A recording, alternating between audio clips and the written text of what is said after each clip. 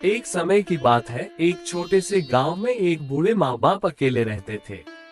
वे अपने बच्चों के साथ एक खुशहाल जीवन बिताना चाहते थे, लेकिन समय के साथ उनकी ऊर्जा और स्वास्थ्य कमजोर हो गए। उनकी उम्र बढ़ते ही वे बीमारियों से पीड़ित हो गए और आराम और सहारे की आवश्यकता हो गई। उनके पास तो धन नहीं था और उनके बच्चे भी दूर रहकर अपनी जिंदगी बना ली थी। अकेले रहते वक्त वे एक दूसरे की सहायता करते और एक दूसरे के साथ अपनी भरी किस्तों को बांटते थे। वे बस एक दूसरे का समर्थन करके ही अपनी मुश्किलों का सामना कर पा रहे थे। एक दिन बूढ़ी माँ बहुत बीमार पड़ गई और अस्पताल में भर्ती हो गई। बूढ़ा बापू अपनी निराशा के अंधे में अकेला था और उनकी सास की स्थिति को देखकर वे बहुत चिंतित हो गए। उन्हें खुद को तो ध्यान देने का वक्त ही नहीं मिल रहा था, साथ ही उनके पास चिकित्सा खर्चों के लिए भी पैसे नहीं थे।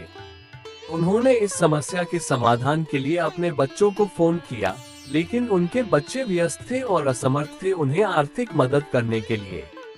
बूढ़ा बापू अपने बच्चों की वजह से निराश और उदास हो गए, क्योंकि वे जानते थे कि उनकी सहायता की आशा भी कुछ नहीं रखनी चाहिए। दिनों गुजरते गए और बूढ़े माँ बाप का बीमार अवस्था दिन प्रतिदिन बिगड़ता गया। उन्हें अपने आप पर गर्व था कि वे अपने बच्चों के लिए वचन नहीं तोड़ रहे थे, लेकिन ये भी सच था कि उनकी मदद की जरूरत थी और उनके पास कोई रास्ता नहीं था। एक दिन बूढ़े बापू की समस्या का समाधान आया। गांव के एक अच्छे मनुष्य ने उनके बारे में सुना और उन्हें मदद करने के लिए उनके पास पहुंचा। वह आदमी इंसानियत के नजरिए से बहुत खास था, जिसने अपने सामाजिक कर्तव्य को पूरा करने का फैसला किया था। उस आदमी ने बूढ़े माँ बाप के साथ समय बिताना शुरू किया और उन्हें दिल से समझने का प्रयास किया। वह उनके बारे में सब कुछ जानना चाहता था और उनके जीवन के अनुभवों से प्रभावित हुआ।